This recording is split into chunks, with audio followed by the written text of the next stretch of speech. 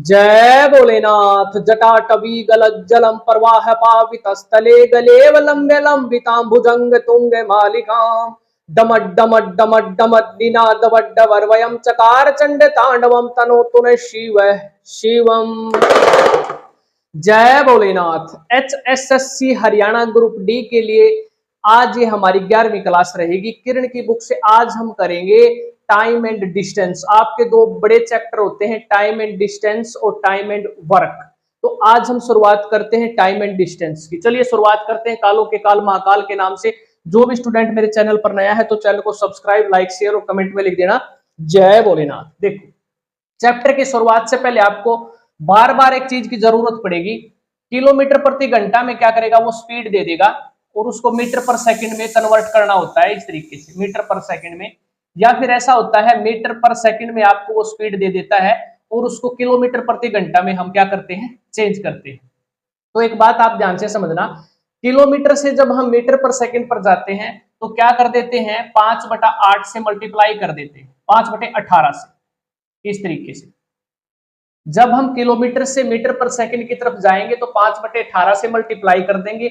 यहां पर मीटर पर सेकंड से अगर हम किलोमीटर प्रति घंटा पर जाते हैं तो 18/5 से गुणा कर देंगे। इस तरीके से ये छोटी इकाई होती है, छोटी यूनिट से बड़ी यूनिट की तरफ जाती है तो 18 ऊपर बड़ा है ना, तो बड़े से गुणा करते हैं। इस तरीके से आपको याद रहेगा, ये बड़ी यूनिट है तो छोटी यूनिट की तरफ जाएंगे तो क्या करेंगे, 5 ऊपर छोटा है तो 5/18 से गुणा कर देंगे। इसको गुणा क्यों करते हैं, उसका तरीका ये है, जैसे मान लीजिए मैं कहता हूं 1 किलोमीटर प्रति घंटा स्पीड है, इसको मीटर पर सेकंड में बदलो।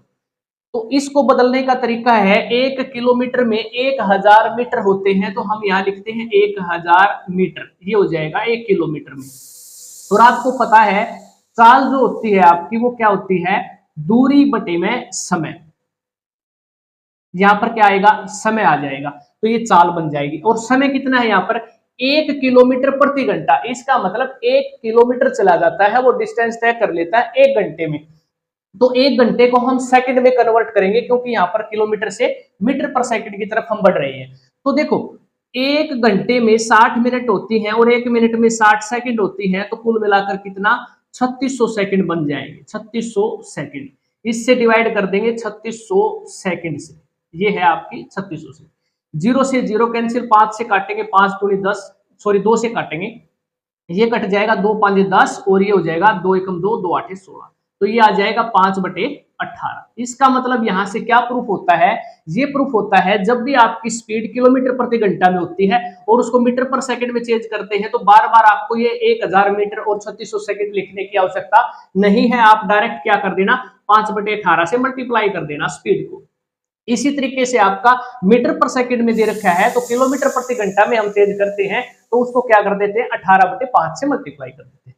ये था इसका कंसेप्ट, किलोमीटर प्रति घंटा से मीटर पर सेकंड में बदलने का। अब बात करते हैं क्वेश्चन की। क्वेश्चन देखो स्क्रीन के ऊपर, ये क्वेश्चन आपका हरियाणा कलरक 2016 में पूछा गया है। पहला क्वेश्चन स्क्रीन के ऊपर ये है, एक व्यक्ति 600 मीटर लंबी सड़क को 5 मिनट में पार कर लेता है।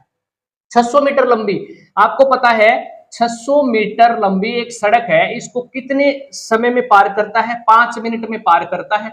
तो किलोमीटर प्रति घंटा में उसकी चाल बतानी है। तो मैंने क्या बताया है, किलोमीटर प्रति घंटा में चेंज करेंगे तो यहां से मीटर पर सेकंड से 18/5 से गुणा करेंगे।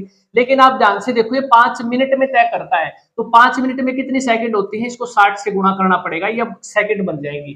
तो सेकंड बन जाती है तो इसको तुरंत आपने 18/5 से गुणा कर देना है। तो ये हो जाएगा 0, 6 से काट देना, ये हो जाएगा 10, 5 से काटेंगे, 5 दूनी 10 और ये हो जाएगा 18 दूनी 36, 36 को डिवाइड कर देना 5 से, तो ये हो जाएगा 7.2 किलोमीटर प्रति घंटा। इस तरीके से आपने आंसर लगा देना, ऑप्शन नंबर 2 आपका राइट आंसर हो जाएगा। दूसरा क्वेश्चन है, एक धावक 200 मीटर दौड़ 24 सेकंड में तय करता है। 200 मीटर की दौड़ है और कितने सेकंड में, 24 सेकंड में वो कर लेता है, उसको तो तय कर लेता है। तो उसकी चाल किलोमीटर प्रति घंटा में बतानी है, तो इसको भी 18/5 से गुणा कर देंगे तो डायरेक्ट आंसर आ जाएगा। 5 से काट देना, 5 का 20, 0, 4 से काटेंगे, 4 6 का 24, 6 से काट देना, 6 3 18, ये हो जाएगा 30 किलोमीटर प्रति घंटा, ये आ जाएगी स्पीड किलोमीटर प्रति घंटा में। आप, उम्मीद करता हूं आपको ये चीज समझ में आ गई होगी। एक बार ये चीज समझ में आ गई ना, फिर आपको क्वेश्चन आने शुरू हो जाएंगे। तो ये बिल्कुल बेसिक सवाल यहाँ से पूछे गए थे और ये सवाल जो आपका पूछा गया था 200 मीटर दौड़ 24 सेकंड में तय करता है। ये हरियाणा कलरक 2016 में पूछा गया है। अगला सवाल है, एक कार 80 किलोमीटर प्रति घंटा की गति से गतिमान है, तो मीटर पर सेकंड में कार की चाल बतानी है। देखो 80 किलोमीटर प्रति घंटा है, तो यहां कर देता हूं इस सवाल को सोल्व। 80 किलोमीटर प्रति घंटा है, मीटर पर सेकंड में जाना है तो 5/18 से गुणा करना पड़ेगा। तो इस तरीके से यहां पर काट देंगे तो ये कितना हो जाएगा, 2 × 18, 2 × 8, 0, 5 × 20, 200/9। इसको डिवाइड कर लेना, 22 सही 2/9 किलोमीटर कितना आ जाएगा, 22 सही 2/9 मीटर पर सेकंड आ जाएगा, क्योंकि किलोमीटर प्रति घंटा में थी तो यहां से मीटर पर सेकंड में चेंज कर दी हमने 5/18 से मल्टीप्लाई करके। इस तरीके से आपने क्वेश्चन सोल्व करना है। अगला सवाल देखो।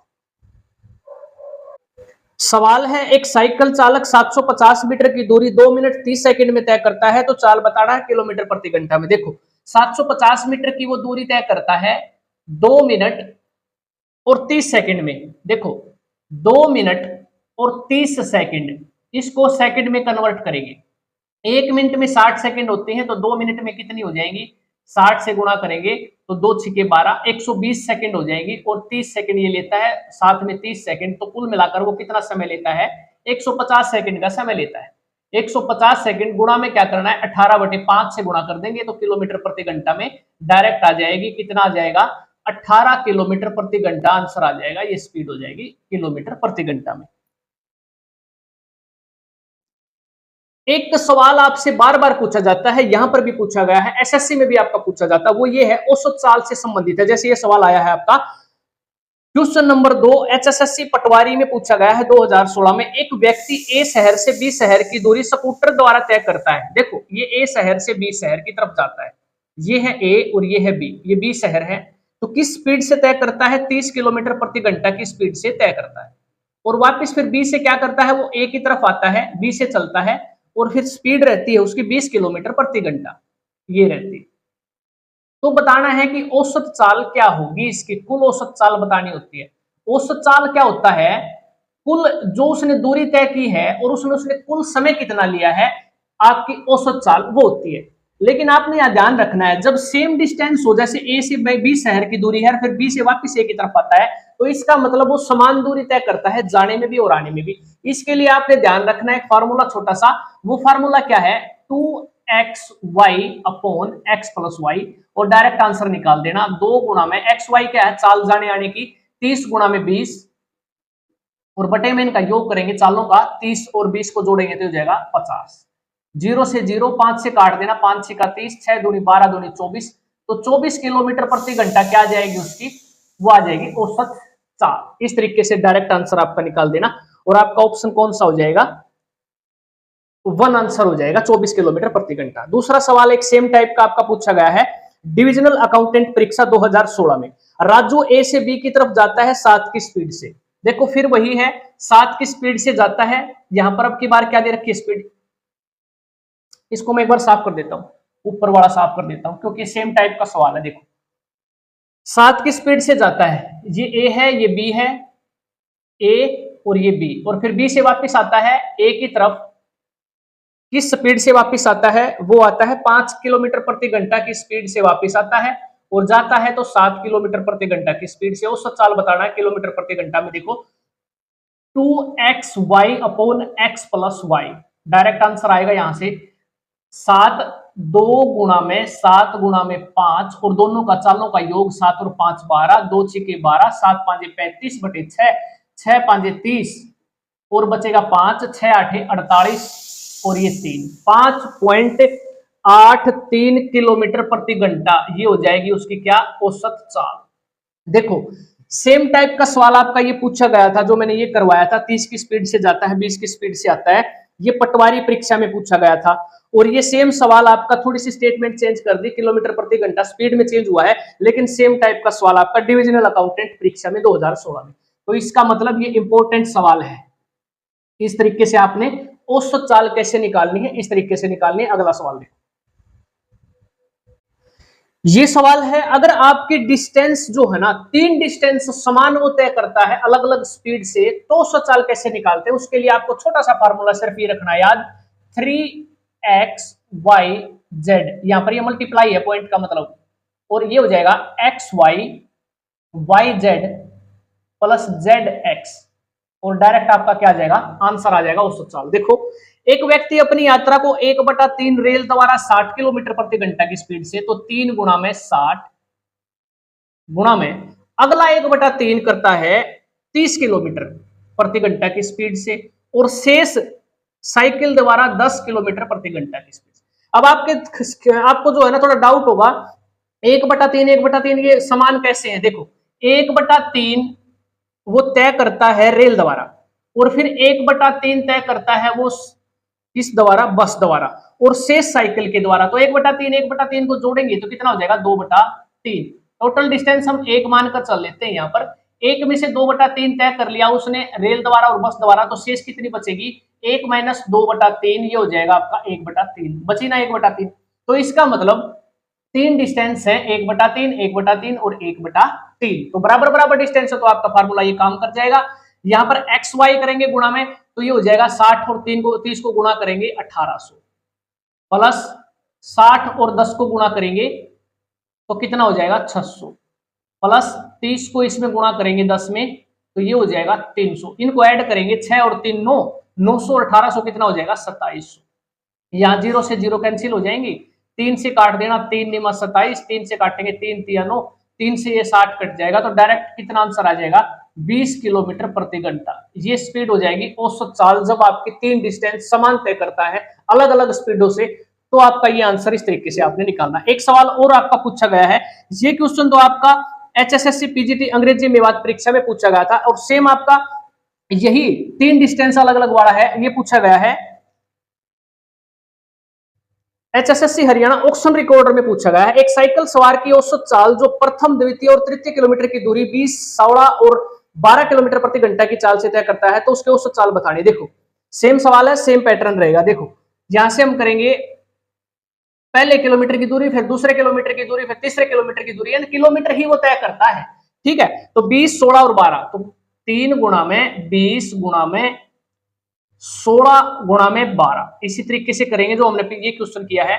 तो यहाँ पर मल्टीप्लाई किया था 20 और 16 को, 16 दूनी 32, 320, प्लस 16 को और 12 को मल्टीप्लाई कर देना तो 192, प्लस 12 को और 20 को, 12 दूनी 24, 240, तो इनको ऐड कर देना। इनको ऐड करने के बाद आ जाएगा 752, 752 को इससे काट देना तो डायरेक्ट कितना आंसर आ जाएगा आपका, ये आ जाएगा 15.32 किलोमीटर, 15.32 किलोमीटर प्रति घंटा। ये डायरेक्ट आप औसत चाल ऐसे निकाल सकते हो। अगला सवाल देखो, इस सवाल में भी औसत चाल निकालनी है, लेकिन जो हमने पिछले 2 क्वेश्चन किए हैं उनमें क्या था, डिस्टेंस बराबर तय करता था, तीनों डिस्टेंस। इसमें क्या है, इस क्वेश्चन में जब डिस्टेंस बराबर बराबर तय ना करता हो, उस सूरत में हम कैसे क्वेश्चन को सोल्व करेंगे। उसके लिए आपका देखो फॉर्मूला रहता है, कुल दूरी उसने कितनी तय की है, कुल दूरी, और बटे में क्या करते हैं, कुल समय, ये होता है कुल समय। इससे आप क्या कर सकते हो, औसत चाल निकाल सकते हो। जैसे कोलकाता की यात्रा पर 50% दूरी के लिए एक टैक्सी का औसत गति 50 किलोमीटर प्रति घंटा है, तो कुल दूरी जब आपका प्रतिशत में दे रखा होना ऐसे, तो कुल दूरी 100% मानेंगे, यानी 100 किलोमीटर मान लेते हैं कुल दूरी। ये है 100 किलोमीटर अपॉन इस 100 किलोमीटर में से 50% निकालेंगे तो 50 किलोमीटर की वो दूरी तय करता है 50 किलोमीटर प्रति घंटा से, यानी 1 घंटे का समय लगता है। यहां पर आ जाएगा 1 घंटा, प्लस अगली 40% दूरी के लिए, यानी कि 100 में से 40% निकालेंगे तो 40 किलोमीटर के लिए जो उसकी चाल रहेगी वो 40 किलोमीटर प्रति घंटा है। यहां से भी उसका 1 घंटा लगेगा, यहां पर लिखेंगे 1 घंटा। अब शेष जो बचगी ना, शेष कितनी बचेगी, 50 किलोमीटर ये चल लिया, 40 यहां पर चल लिया 100 में से, तो 10 किलोमीटर बाकी बचेगी, 10 किलोमीटर। इसको किस स्पीड से तय करता है, वो 20 किलोमीटर प्रति घंटा की स्पीड से तय करता है, यानी कि उसे कितना समय लगता है, आधा घंटा लगता है। यहां पर लिखेंगे आधा घंटा। ये है कुल दूरी, यहां से कुल समय। जब डिस्टेंस अलग अलग दे रखे हो ना, तो ऐसे निकालना है, कुल दूरी बटे कुल समय। अगर डिस्टेंस बराबर बराबर होती ना, तो हम direct 3xy upon xy plus yz plus zx ऐसे फॉर्मूले से निकाल लेते, जैसे हमने पिछले सवालों को निकाला है। तो यहां से आप कैसे निकालोगे इसको, देखो 1 और 1 2, 2 में 1/2 जोड़ेंगे तो 2 प्लस 1/2, 2 दूनी 4 और 1 5/2 हो जाएगा, यानी इसका सोल्यूशन है 5/2। और ये 2 ऊपर चला जाएगा इस तरीके से, यहां पर रह जाएगा 5 ये, और 5 से इसको काटेंगे तो ये हो जाएगा 5 दूनी 10, 40 किलोमीटर प्रति घंटा। इस तरीके से आपने क्वेश्चन को सोल्व कर देना है और ये आपका राइट आंसर हो जाएगा ऑप्शन नंबर 2, ये आ जाएगा आंसर। आज की जो क्लास है ना, इसमें हमने क्या सीखा है, किलोमीटर प्रति घंटा से मीटर पर सेकंड में चाल पूछेगा, मीटर पर सेकंड से किलोमीटर प्रति घंटा में पूछेगा। दूसरा हमने क्वेश्चन किया है औसत चाल, ए बिंदु से बी की तरफ जाता है, बी से ए की तरफ जाता है, अलग अलग डिस्टेंस है 60 और 30 है, तो उसमें औसत चाल बतानी है, तो 2xy upon x plus y formula लगा देना क्योंकि डिस्टेंस बराबर है। तीसरा क्वेश्चन टाइप हमने किया था जिसमें 3 अलग अलग डिस्टेंस थी लेकिन तीनों बराबर थी, तीनों जब डिस्टेंस बराबर थी औसत चाल निकालना था, तो हमने फार्मूला यूज कर लिया 3xyz upon xy plus yz plus zx, आपने निकाल दी औसत चाल। तीसरे टाइप का जो क्वेश्चन हमें पूछा गया क्वेश्चन है वो ये पूछा गया था, जब आपकी डिस्टेंस बराबर ना दे रखी हो, जैसे कि यहां पर दे रखा था 100 किलोमीटर, इसमें से 50 किलोमीटर 50% तय करता है 50 किलोमीटर प्रति घंटा की गति से, तो 1 घंटे का समय लेता है यहाँ पर। अगला फिर 40% दूरी 40 किलोमीटर प्रति घंटा से, तो 1 घंटे का यहाँ लिया, और शेष जो बची 10 किलोमीटर उसको 20 किलोमीटर प्रति घंटा की गति से आधा घंटा लिया है। तो इस तरीके से क्वेश्चन को हमने सोल्व कर लिया। ये क्वेश्चन मोस्ट इंपोर्टेंट क्वेश्चन है, आपके एग्जाम में डायरेक्ट पूछे जाएंगे, ध्यान से समझना है क्वेश्चनों को, और इस टाइप के क्वेश्चनों को अब आपने प्रैक्टिस में लेकर आना है। मिलते हैं अगली वीडियो में, और इसी को हम जल्द से जल्द कंप्लीट कर लेंगे चैप्टर को, अगली 1 या 2 वीडियो में ही मैं इसको कंप्लीट करवा दूंगा, लेंथी वीडियो बना दूंगा। अगर मैं ज्यादा लंबी वीडियो ना भी बना पाया तो मैं आपके लिए कोशिश करूंगा सुबह और शाम में आपके लिए वीडियो डालूंगा, लेकिन ये मेरी गारंटी है HSSC ग्रुप डी का जब आपका पेपर होगा उससे पहले मैं आपका जो है पूरा सिलेबस किरण की बुक का कंप्लीट करवा दूंगा। मिलते हैं अगली वीडियो में, कमेंट बॉक्स में जरूर बताना वीडियो कैसे लगी और लिख देना जय भोलेनाथ।